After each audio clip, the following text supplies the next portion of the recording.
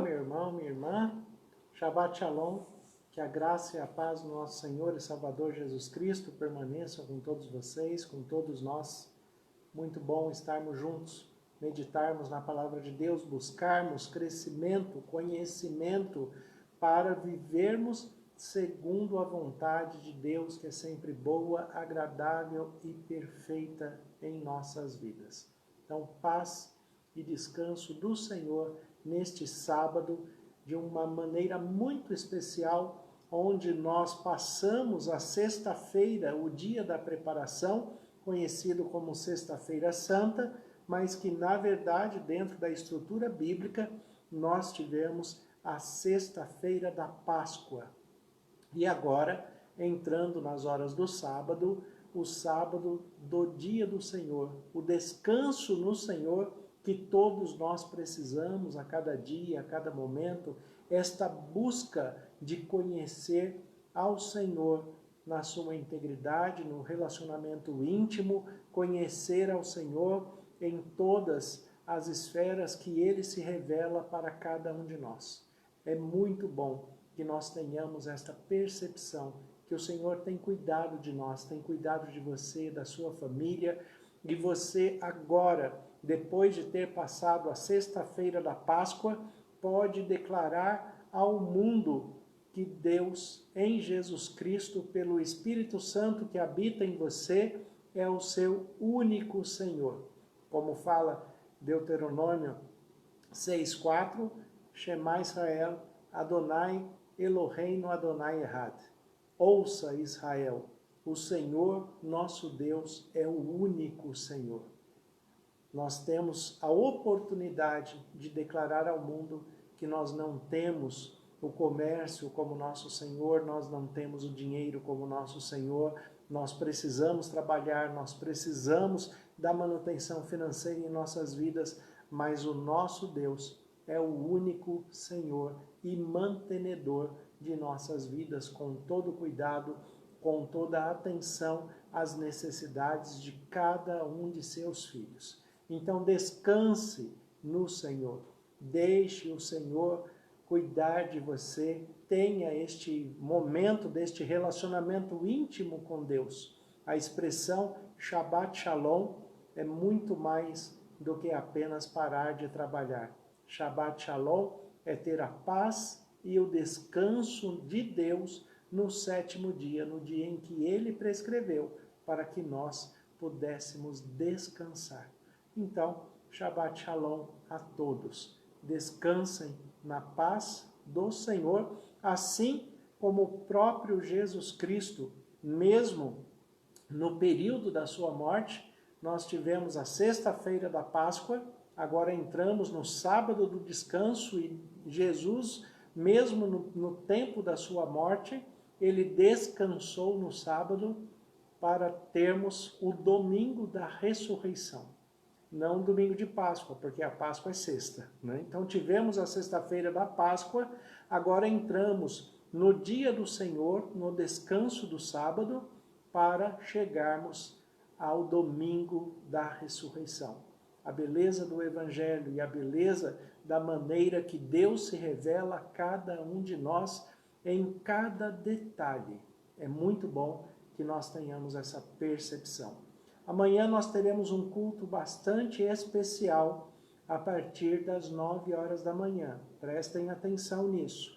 Amanhã, hoje na verdade, nas horas do sábado, a partir das 9 horas da manhã, nós teremos um culto bastante especial, onde nós vamos passar pela celebração, a título de ilustração, nós vamos passar pela celebração da Páscoa, onde Jesus Cristo instituiu a ceia que nós participamos hoje. A ceia do Senhor, a Santa Ceia, como é conhecido. Nós não vamos, infelizmente, poder participar da Santa Ceia, porque as igrejas permanecem fechadas e nós não temos esse contato direto com os irmãos. Mas na igreja central, a igreja vai permanecer fechada, não vai estar aberto apenas a transmissão do culto será de lá, né? E nessa transmissão nós vamos explicar todos os detalhes da Páscoa e como Jesus instituiu a ceia que nós participamos hoje. O que é a ceia do Senhor, qual a sua origem, qual a sua estrutura, qual a revelação que Deus deu durante milhares de anos para fixar a ideia do sacrifício de Jesus Cristo, o Cordeiro de Deus que tira o pecado do mundo. Então, participem amanhã. Participem a partir das 9 horas da manhã, né? Porque nós vamos observar o decorrer da Páscoa com bastante detalhes. Então, a partir das 9 horas da manhã, nós iniciaremos a transmissão apresentando a Páscoa do Senhor até chegar o momento da instituição da celebração da ceia que nós participamos hoje. Então, fiquem atentos, avisem as outras pessoas que você conhece, seus amigos, familiares, para observarem, para estar nos acompanhando através da transmissão do Facebook e acompanhem também, é bastante interessante conhecer os detalhes da revelação de Deus e dos cuidados de Deus sobre nossas vidas. Então, a partir das 9 horas, nós vamos estar transmitindo os detalhes da Páscoa até chegar o momento da celebração da ceia do Senhor. A Ivone vai fazer a oração inicial. O nosso texto de reflexão, vocês podem deixar marcado, está em Lucas, capítulo 23, dos versículos de 33 a 43. Muito 3, né? Numa frase só. Então, Lucas 23, dos versículos 33 a 43. Estejam aí com a sua Bíblia, acompanhando o texto da Palavra de Deus, né, no Evangelho de Jesus, segundo Lucas, capítulo 23, dos versículos de 33 a 43, e vamos permitir que o Espírito Santo continue falando conosco de uma maneira muito especial. Olá, irmãos, irmãs, que bom que vocês estão aqui conosco. Aleluia, né? Chegou o dia do descanso. É o dia esperado por todos, que é aquele dia em que a gente relaxa, né? Nós entregamos aos braços de Deus e deixamos Ele cuidar. Que bom que você está aqui. Deus abençoe e que vocês tenham uma noite, um dia abençoado por Deus e revigorado também de todas as forças. Senhor nosso Deus, nosso Pai, obrigado, ó Pai, por esta semana que o Senhor nos concedeu, pelas bênçãos, pelos cuidados. Obrigado pelo suprimento que o Senhor coloca em nossa casa. Obrigado, ó Pai, pela saúde. Obrigado pelos nossos familiares, os nossos amigos, os nossos irmãos.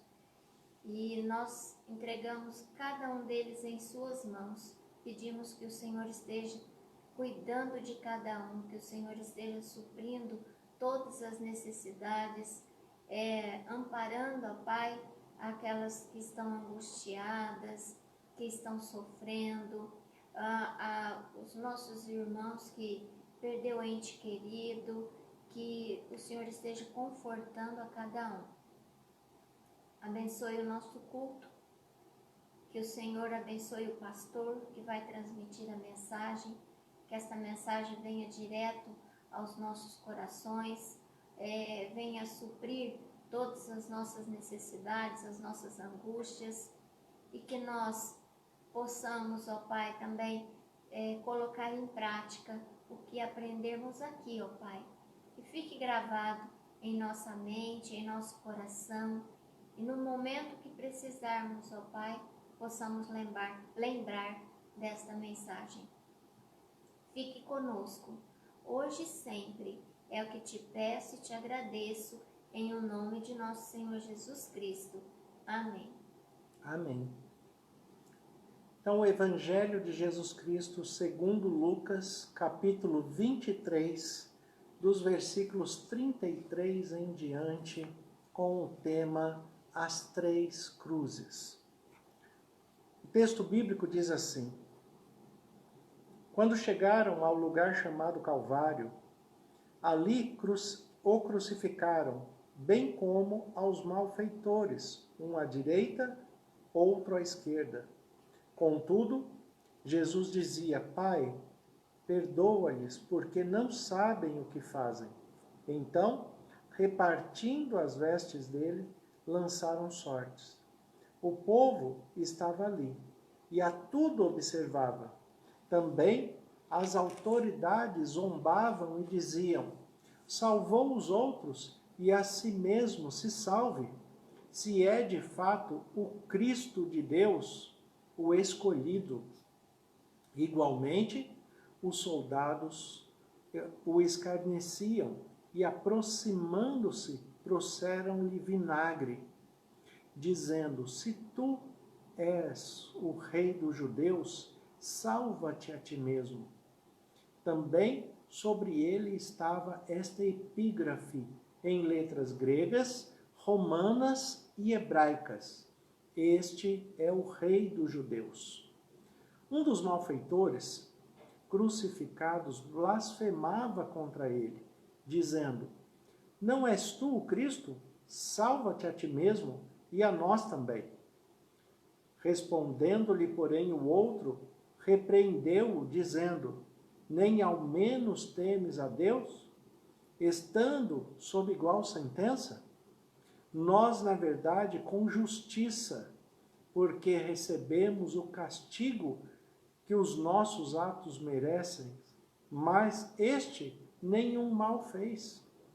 E acrescentou: Jesus, lembra-te de mim quando vieres no teu reino.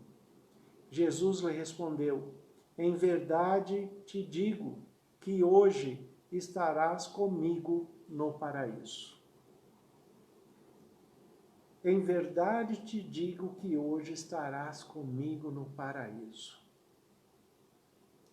Uma declaração de Jesus que até hoje traz controvérsias e traz questionamentos acerca desta perspectiva do julgamento imediato para as pessoas que entregam as suas vidas nas mãos de Cristo e do julgamento imediato da humanidade com a perspectiva daqueles que serão salvos ou não, aqueles que estarão no reino de Deus ou não, aqueles que farão parte do reino celestial ou não, se aqueles que já descansaram no Senhor já estão com Cristo no reino celestial ou não. Tudo isto baseado nesse versículo 43, que nós vamos observar ele com um pouco de detalhes, a começar por ele, a resposta de Jesus. Respondeu-lhe Jesus: em verdade te digo que hoje estarás comigo no paraíso. Irmãos, nós que nos aprimoramos em conhecer a palavra de Deus na sua escrita original, o Antigo Testamento em hebraico e alguns textos em aramaico, que é um dialeto do próprio hebraico, o Novo Testamento escrito em grego. E dentro desta perspectiva grega, nós temos o texto de Lucas, que Lucas não foi discípulo de Jesus, não foi apóstolo posteriormente. Lucas é um médico historiador e é o único grego que escreve na Bíblia. É o único grego que teve as suas pesquisas canonizadas dentro da perspectiva da palavra de Deus, da inspiração divina, da direção do Espírito Santo, e os seus estudos, as suas pesquisas foram somadas aos dos apóstolos, aos dos discípulos, dentro aqui do Novo Testamento, né, e incluindo o apóstolo Paulo, que teve esse contato com Jesus posteriormente. e foi discipulado por Jesus após a ressurreição de Cristo e se tornou o apóstolo que escreveu praticamente 70% do Novo Testamento.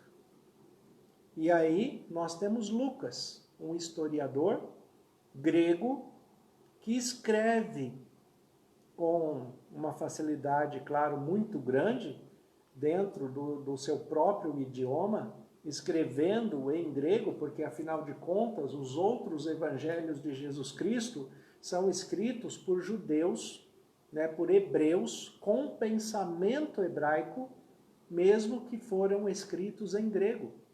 Então Mateus, Marcos e João são hebreus escrevendo em grego.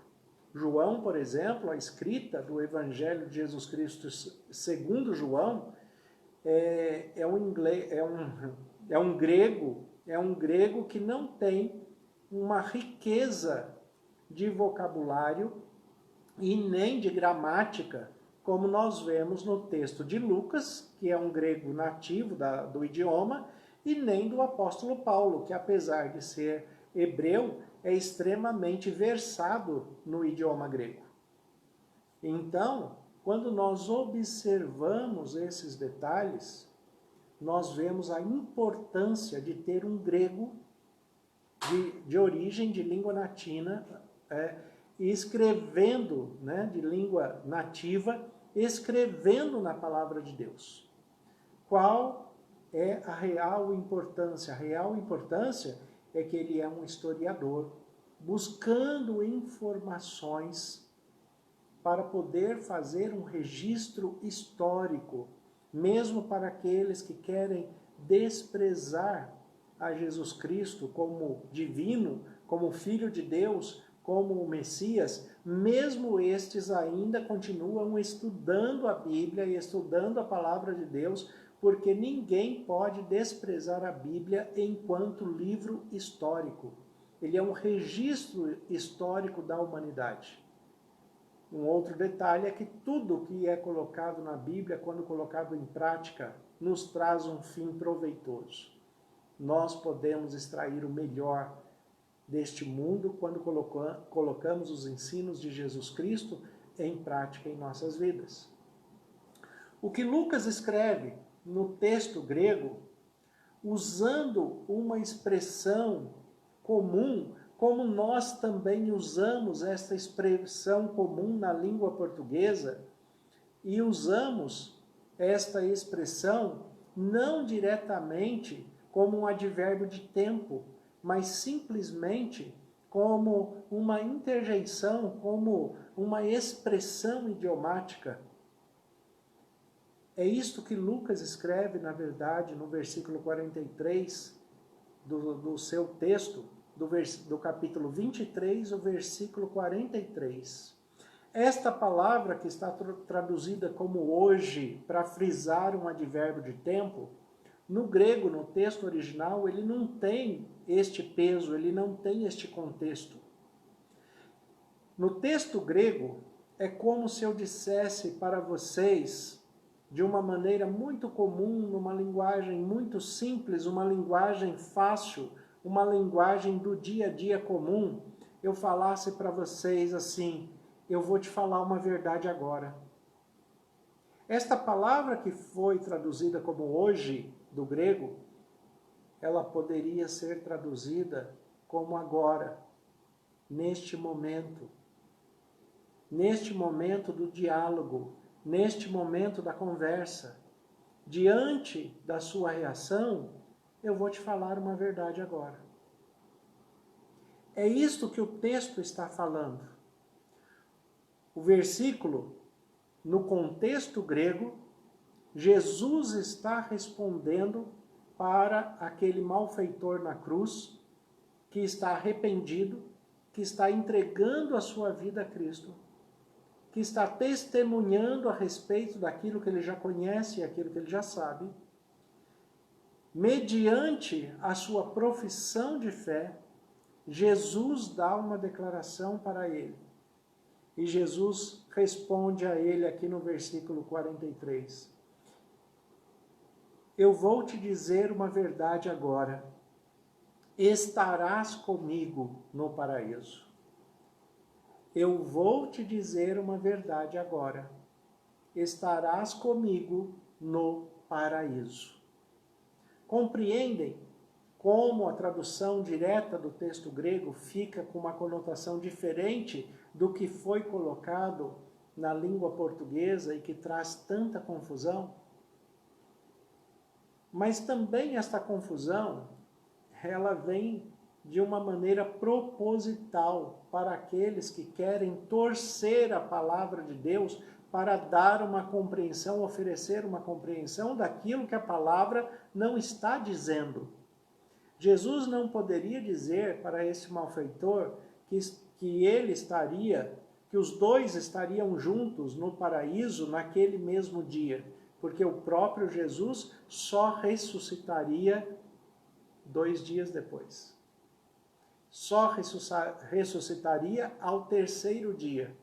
Era uma sexta-feira, então Jesus, entregando-se à morte na sexta-feira, ele teve a sua morte na sexta, passou o descanso na morte no sábado e ressuscitou ao domingo, ao 3º dia. Então, se esta expressão hoje fosse frisada como um advérbio de tempo, Jesus estaria mentindo para esse malfeitor. Porque nem Jesus foi para o paraíso naquele mesmo dia, naquela sexta-feira da paixão, naquela sexta-feira da Páscoa, onde o Cordeiro de Deus, que é Jesus, se entregou como sacrifício vivo para que todos nós tivéssemos vida e vida em abundância. O texto é muito rico, mas eu quis começar frisando este detalhe para que os irmãos compreendam que Jesus ele foi perfeito em tudo o que ele disse até o final e de maneira nenhuma ele iria expressar ou dar uma motivação errada para qualquer pessoa, principalmente no momento desse. Jesus não tinha por que criar uma expectativa errada na mente e no coração desse malfeitor. Não tinha por que fazer isto. Eles já iriam morrer mesmo. O que Jesus falou é: eu vou te dizer uma verdade agora. Estarás comigo no paraíso. Estarás comigo no paraíso. É futuro, não é agora. O próprio malfeitor, no versículo 42, o próprio malfeitor que está na cruz, olha o que diz o versículo 42. E acrescentou: Jesus, lembra-te de mim quando vieres no teu reino. Lembra-te de mim. Ele está pedindo para Jesus: Jesus, quando o Senhor voltar, eu sei que o Senhor vai voltar. Eu creio que o Senhor vai voltar. Eu creio que o Senhor vem resgatar o seu povo. Eu creio que o Senhor vai instaurar o seu reino um dia. Eu creio nisso. Então, quando o Senhor voltar, quando vieres no teu reino, não se esqueça de mim, não. Lembra-te de mim quando vieres no teu reino. Lembra-te de mim. Isto mostra que este malfeitor, ele já conhecia a mensagem de Jesus. Ele já conhecia a mensagem da ressurreição. Ele já conhecia a mensagem do reino de Deus. Ele já conhecia Jesus. Ele só não tinha entregue a sua vida a Jesus. O curioso é que a entrega da vida desse malfeitor a Jesus vem pela indignação de outro que não crê em Jesus. Olha como é interessante o texto. O versículo 39, ele coloca aqui, ó: Um dos malfeitores crucificados blasfemava contra ele, dizendo: não és tu o Cristo? Salva-te a ti mesmo e a nós também. Olha o que este malfeitor está falando. Jesus está crucificado, e ele ali crucificado, de um lado está o malfeitor, do outro lado está o malfeitor. Isso significa que no julgamento de Jesus não havia apenas Barrabás. Haviam outros sendo julgados. Flávio Joséfo, que é um contemporâneo de Jesus, ele escreve, né, que no dia da crucificação de Jesus, haviam tantas cruzes e foi tanto sangue derramado no Calvário que não dava para ver o chão, porque o sangue cobria o chão. De tanto sangue que escorria dos crucificados que foram naquele dia. Foram muitos crucificados. O destaque para estas 3 cruzes é porque ela tem uma relevância para a história da humanidade, para a história da redenção, para a história da reconciliação com Deus. Em Jesus Cristo, que é o Cordeiro de Deus que tira o pecado do mundo, que se entregou na cruz sem ter mal algum, sem ter pecado algum. Ele se entregou por você, por mim, por todos nós. Ele se entregou pela sua família, se entregou por todos aqueles que o rejeitam. Ele se entregou para toda a humanidade, sem fazer acepção de pessoas. Ele também se entregou por este malfeitor que está zombando dele na cruz. Porque essas 3 cruzes, elas representam toda a perspectiva da humanidade. O malfeitor que zomba de Jesus representa todas as pessoas que dentro da sua humanidade zombam de Jesus até hoje. Zombam de Jesus na sua maneira de ser, na sua maneira de comportar, no trato com as pessoas, não amam a Deus sobre todas as coisas, não amam ao próximo como a si mesmo, dentro da perspectiva cristã, porque esta expressão bíblica de amar o próximo como a si mesmo, ela só pode ser interpretada dentro da perspectiva divina, para chegar ao conceito que Deus quer apresentar para nós. Porque amar o próximo como a si mesmo, se não for dentro da perspectiva divina, eu posso amar aqueles que também fazem males como eu faço. Então, amar o próximo como a mim mesmo, na perspectiva de Deus, só pode ser exercido corretamente quando eu compreendo a perspectiva divina.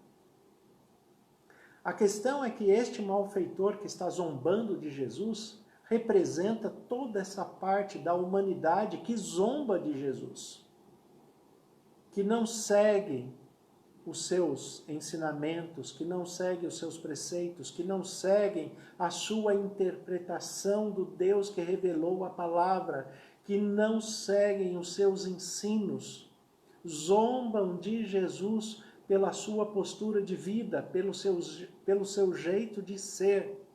E muitos deles ainda são religiosos. É por isso que o próprio Jesus fala, não é todo aquele que diz Senhor, Senhor, que vai entrar no reino dos céus. Porque muitos que até dizem Senhor, Senhor, e estão dentro das igrejas, dentro do contexto religioso e eclesiástico de qualquer religião que você possa pertencer, mesmo estas pessoas que estão vinculados à religiosidade, não quer dizer que elas estarão com Cristo no reino de Deus. Jesus, ele fala, vocês me chamam de Senhor, mas não fazem o que eu vos mando. Por que me chamam de Senhor se não fazem o que eu mando. Porque não têm o caráter de Cristo, não se permitem ser transformados, assim como nós falamos ontem a respeito do tema ali do julgamento de Jesus, que os próprios religiosos da época estavam ali dizendo que Jesus deveria ser morto e tinha que ser rápido, porque eles ainda tinham que ir para o culto da Páscoa à noite. Existem, infelizmente, muitos religiosos, muitos líderes religiosos, muitos líderes de departamentos e ministérios dentro das igrejas com a mesma postura. Chamam Jesus de Senhor, mas não têm uma postura em que a sua vida seja de fato debaixo do senhorio de Jesus. Né? Infelizmente. E este malfeitor que está zombando de Jesus representa todo esse lado da humanidade.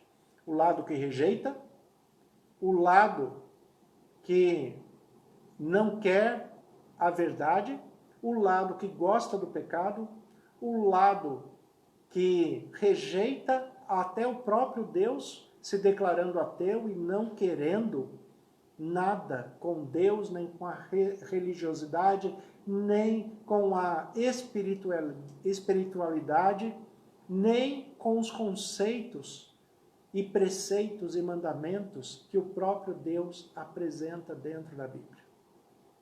Este malfeitor representa esta classe de pessoas. Agora, o outro malfeitor, quando este malfeitor blasfemador começou a questionar Jesus, olha o versículo 39 de Lucas 23. Um dos malfeitores crucificados blasfemava contra ele, dizendo: não és tu o Cristo? A palavra Cristo é o correlato do Messias, Hamashia, em hebraico. Então, o Messias do Antigo Testamento é o Cristo do Novo Testamento. A diferença é só o idioma. Messias é do hebraico, Cristo é do grego. A palavra quer dizer ungido, escolhido. E aqui ele fala: não és tu o Cristo? Você não é o ungido de Deus? Você não é o escolhido de Deus? Salva-te a ti mesmo e a nós também. Se você é o escolhido, salva-te a ti mesmo e a nós também. Versículo 40 fala que o outro malfeitor que respondeu, não foi Jesus que deu a resposta, porque o outro malfeitor ficou indignado com aquele blasfemador. E foi o outro, né? Percebam uma coisa, esse malfeitor blasfemador, ele está falando com Jesus, ele não está falando com o outro. Ele está falando com Jesus, mas quem responde é o outro, porque o outro ficou indignado. E o outro respondendo, texto, versículo 40 fala: respondendo-lhe, porém, o outro repreendeu, dizendo: nem ao menos temes a Deus, estando sob igual sentença? A primeira declaração que o outro lado da humanidade faz: eu posso ser pecador, eu posso não conhecer todas as coisas, mas eu tenho temor de Deus. Eu sei que Ele é Deus. Eu sei que Ele está sendo acusado injustamente, mas eu não. Eu sou pecador. Eu fiz maldades. Eu fiz atrocidades. Eu mereço a sentença. Ele não. Este malfeitor, ele começa a discutir com o blasfemador em defesa de Cristo. E a primeira coisa que ele faz é declarar que os dois estão sob a mesma sentença. Olhe a sua posição, é a mesma que a minha. Somos dois pecadores. E nem assim você teme a Deus, ele ficou indignado com a postura deste blasfemador. Depois dessa indignação, onde ele confessa que ele merece estar ali naquele lugar, porque no versículo 41, olha o que diz aqui: nós, na verdade, com justiça, porque recebemos o castigo que os nossos atos merecem, mas este nenhum mal fez. Nenhum mal fez. Ele reconhece que Jesus é inocente, que Jesus não fez mal algum, e ele reconhece que ele é um pecador, que ele merece o castigo, ele merece a morte, ele merece estar ali, mas Jesus não. Jesus não fez mal algum, mas ele também não está falando com Jesus. Ele está falando com um malfeitor blasfemador. Então são dois malfeitores discutindo um com o outro. Aquela expressão popular, né? É o sujo falando do mal lavado. É o sujo falando do mal lavado.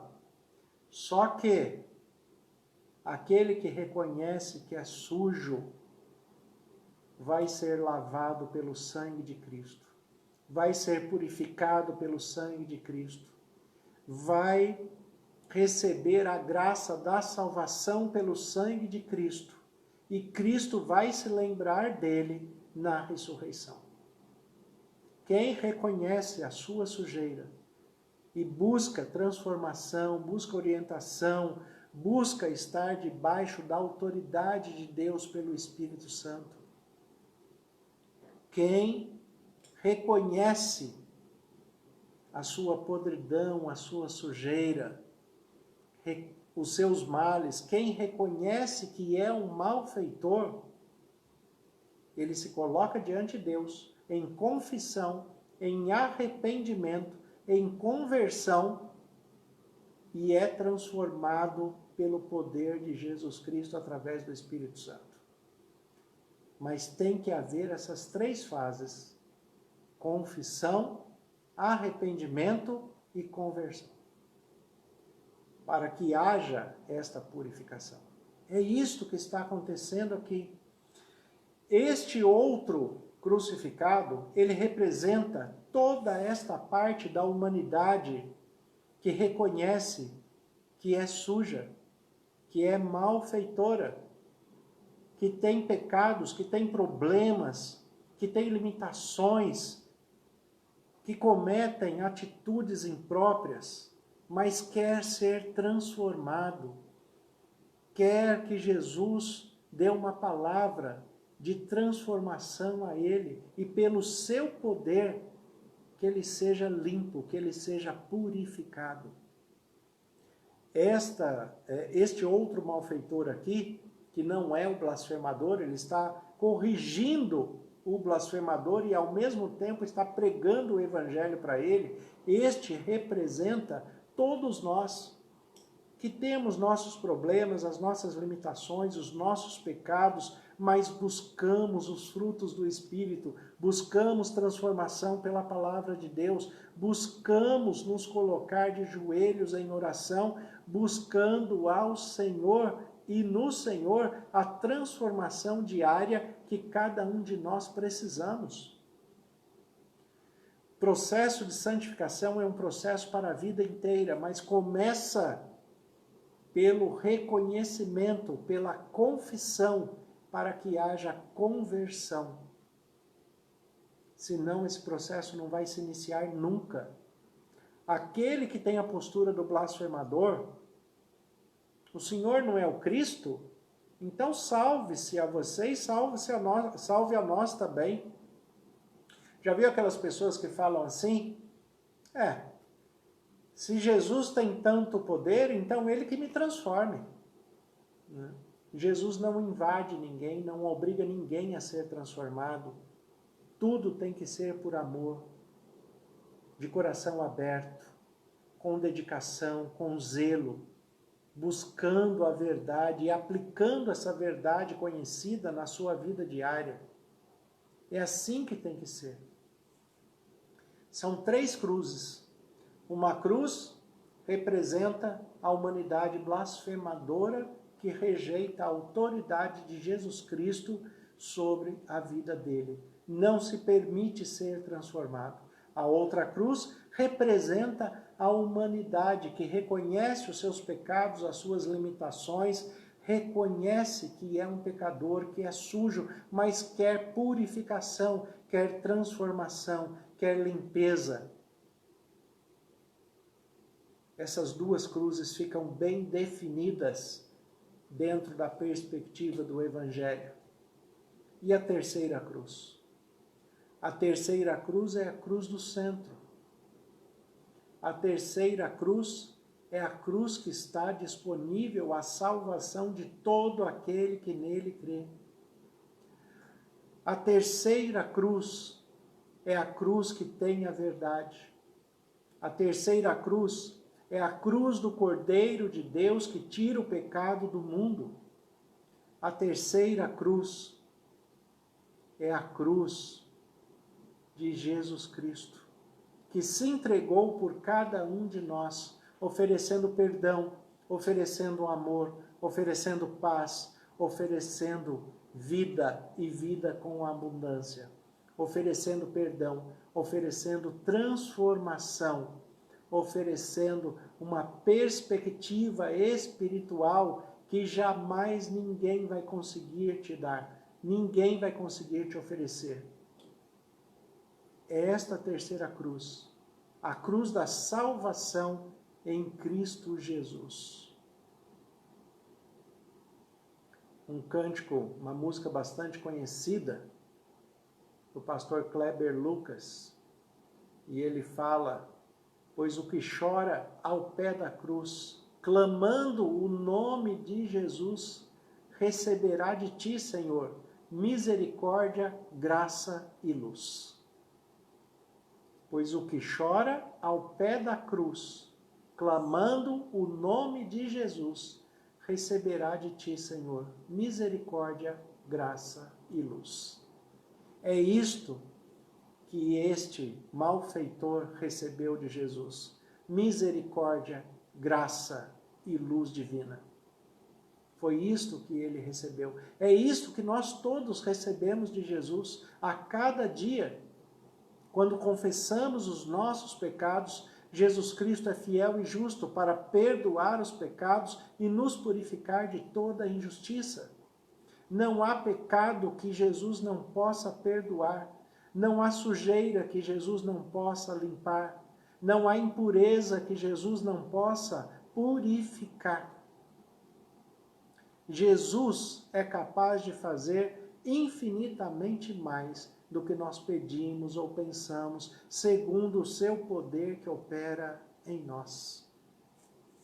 É assim que funciona a palavra de Deus, mas funciona a partir de nós. O malfeitor que representa o mundo, blasfemando de Jesus.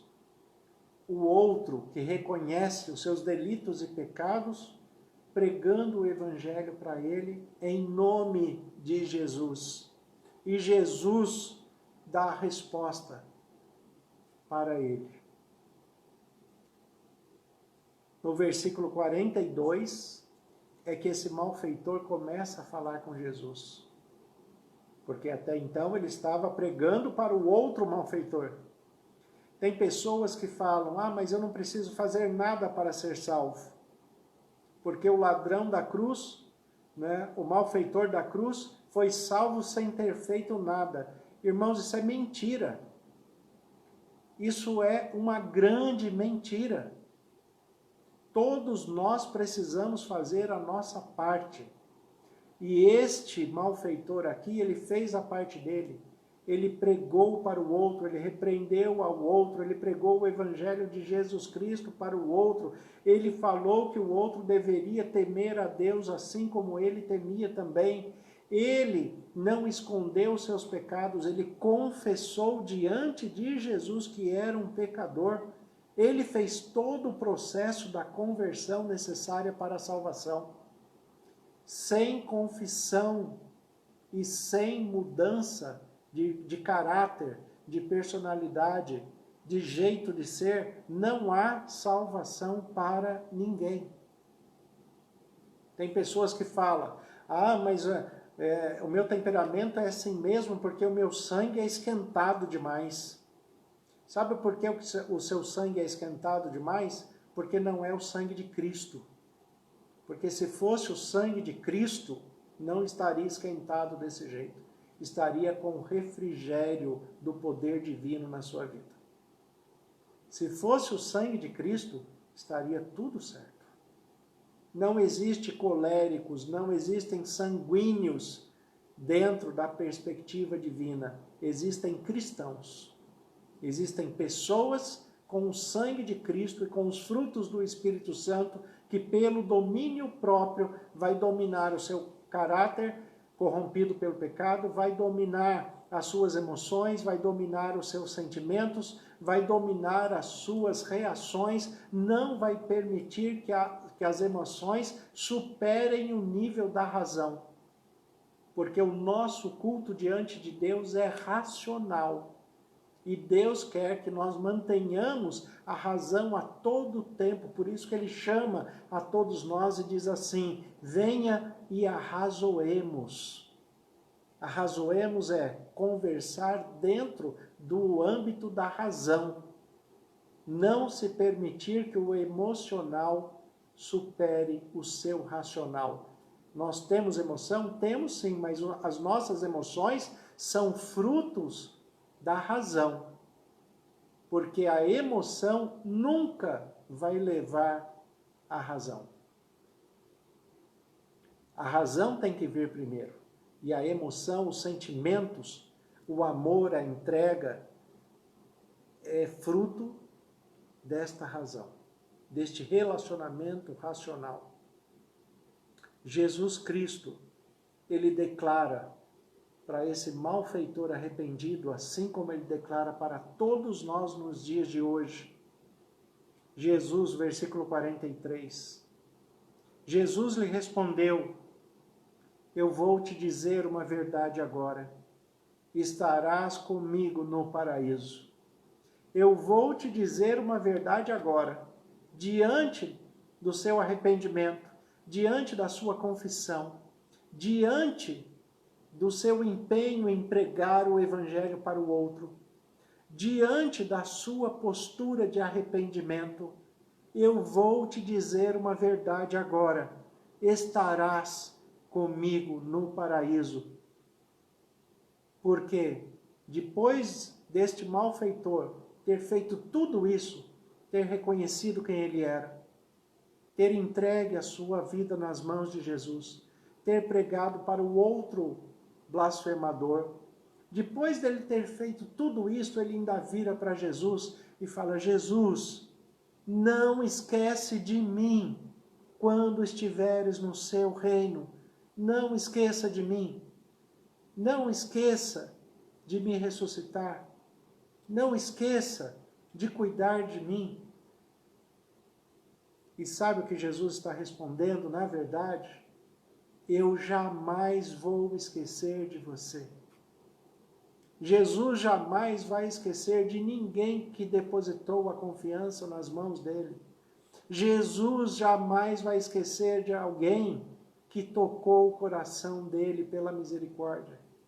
Jesus jamais vai esquecer de alguém que moveu o coração de Deus na sua miséria humana, nos seus delitos, nos seus pecados, mas que estava buscando transformação naquele momento. Jesus jamais vai esquecer de você. Jesus jamais vai esquecer de você, da sua família. Ele jamais vai deixar de cuidar de você. Todos os dias da sua vida. É por isso que durante o nosso processo de santificação, de purificação, Jesus a todo dia, ele fala, eis que estou à porta e bato. Todos os dias Jesus está batendo na porta da sua mente, na porta do seu coração, na porta do seu raciocínio lógico. na porta das suas emoções, na porta dos seus sentimentos. Todos os dias Jesus está batendo na sua porta e esperando que você abra, porque Ele nunca vai esquecer de você. E se você abrir a porta, deixar Ele entrar, Ele vai entrar e vai ter comunhão com você, Ele vai se alimentar com você, Ele vai alimentar você com a paz, com o amor, com a paciência, com a mansidão, com o domínio próprio. Jesus vai alimentar você para que você seja mais que vencedor. O início do texto, quando fala que Jesus, a partir do versículo 33, que Jesus foi levado para o Calvário, e ali existiam 2 malfeitores que foram crucificados, um à direita e o outro à esquerda. O texto está trazendo a reflexão de que lado da humanidade você quer estar. Jesus vai ser sempre o centro, porque Jesus é o centro da nossa vida, Jesus é o centro da nossa fé, Jesus é o centro da nossa perspectiva espiritual, Jesus é o centro do nosso alvo para a vida eterna. Jesus vai ser sempre o centro. A questão é de que lado você quer estar da humanidade. Do lado do blasfemador ou do lado do arrependido? De que lado você quer estar? Ali também, o versículo 35, fala que o povo estava ali e a tudo observava, e também as autoridades zombavam e dizia: salvou aos outros e a si mesmo se salve, se é de fato o Cristo de Deus. Observem que as autoridades e o povo tinham nos lábios o mesmo discurso do blasfemador. Salve-se a si mesmo e salve a gente. Irmãos, Jesus poderia salvar a si mesmo, ele tinha poder para isso. Ele falou para Pedro: se eu rogar a meu Pai manda milhares de anjos para me proteger e ninguém encosta em mim. Mas ele decidiu entregar a vida, porque ele poderia salvar a si mesmo, mas se ele salvasse a si mesmo, nós estaríamos perdidos. Nós não teríamos salvação. Essas pessoas, essas autoridades e esse blasfemador não estavam entendendo que a morte de Jesus era de fato a salvação. Eles não conseguiam entender pela sua cegueira espiritual que a morte de Jesus era a salvação. A salvação nem sempre está na nossa perspectiva humana. Na perspectiva divina, a salvação é muito maior do que nós podemos compreender na perspectiva humana. Jesus estava salvando a si mesmo e estava salvando toda a humanidade, mas para isto ele tinha que morrer, porque se ele descesse da cruz, estava tudo perdido. E nós não estaríamos aqui glorificando ao nosso Senhor e Salvador, que nos salvou pela sua morte, como registra o apóstolo Paulo em Romanos: pela sua morte ele nos deu vida. E as autoridades, os doutores da lei, o povo e o blasfemador estavam todos do mesmo lado. Eram poucos que estavam do lado do arrependido, do que tinha o reconhecimento da verdade e que perceberam que Jesus estava salvando através da sua morte. Eram poucos. E volta o questionamento, a reflexão: de que lado você quer estar? De que lado você quer estar? Jesus será sempre o centro. Agora nós, pelo livre-arbítrio, escolhemos de que lado queremos estar. Feche os olhos, vamos orar, vamos falar com Deus. Senhor nosso Deus e Pai, nós queremos estar ao seu lado, em primeiro lugar. Queremos que o Senhor seja o centro da nossa vida. Nós queremos renovar a nossa aliança de fé, de esperança, na vida eterna, na certeza que o Senhor breve virá. Pai, em nome de Jesus, como ministro do Evangelho, eu peço que o Senhor, pelo Teu Espírito Santo, esteja falando à mente, aos corações de cada um dos nossos irmãos e irmãs, para que eles compreendam a expansão e a extensão da salvação em Cristo Jesus pelo poder do Espírito Santo, que revela e ensina todas as coisas. Pai, que nós estejamos do lado de Cristo, mas do lado dos arrependidos, daqueles que confessam os seus pecados, daqueles que buscam perdão, daqueles que buscam pela confissão a purificação para a salvação e vida eterna. Pai, que nós estejamos do lado certo, que sejamos transformados pelo Teu poder. Como ministro do Evangelho, em nome de Jesus, eu peço que o Senhor esteja cuidando de cada irmão e irmã que nos acompanhou nessa mensagem, aqueles que vão ouvi-la posteriormente. Pai, que o Senhor cuide de cada um de uma maneira muito especial e que eles possam temer ao Senhor, porque o temor ao Senhor é o princípio da sabedoria. Que todos tenham em mente que o Senhor não esquece ninguém. Que todos tenham em mente que o Senhor está batendo na porta da mente, do coração, todos os dias, para que eles abram as portas das suas vidas, para que o Senhor entre no coração deles e transforme pelo seu poder. Pai, que o Senhor conceda da tua paz e que todos estejam sensíveis à tua voz, em nome de Jesus. Amém. A irmã Wanda, ela pediu oração pela Neuza, a esposa do pastor Donizete.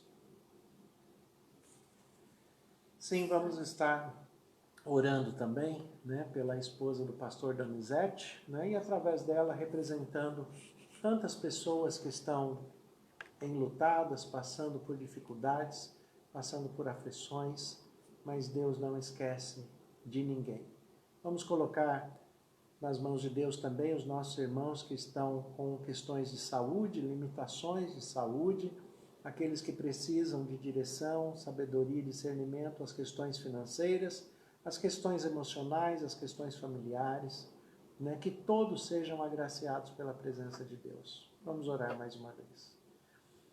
Pai, colocamos em Tuas mãos de maneira muito especial a vida da família, da esposa do pastor Donizete.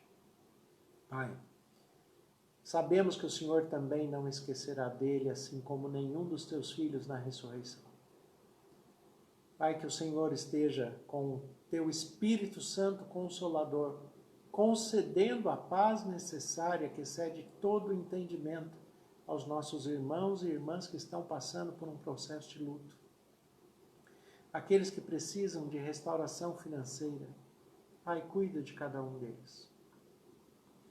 Que o Senhor, pelo Teu poder transformador, conceda a paz necessária, a sabedoria, o discernimento e a direção espiritual, para que todos ouçam a Sua voz. Pai, nós Te agradecemos pelos cuidados que Tem sobre nossas vidas.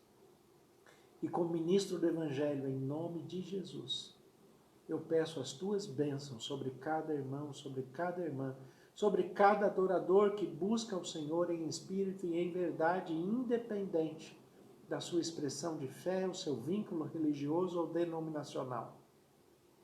Cuide dos Teus filhos, Pai, cuide do Teu povo, revista-nos do Teu poder e que a cada dia possamos estar sensíveis à Tua voz. Em nome de Jesus. Amém. Que Deus abençoe a todos, tenham um bom descanso e que acordem revigorados para o dia que o Senhor tem preparado para você e para a sua família. Aproveitem o dia do Senhor e descanse nos braços de Deus e declare para todas as pessoas que você está do lado certo. Está à direita de Deus, à direita de Jesus, porque Ele é o seu advogado de defesa. Que Deus te abençoe em nome de Jesus.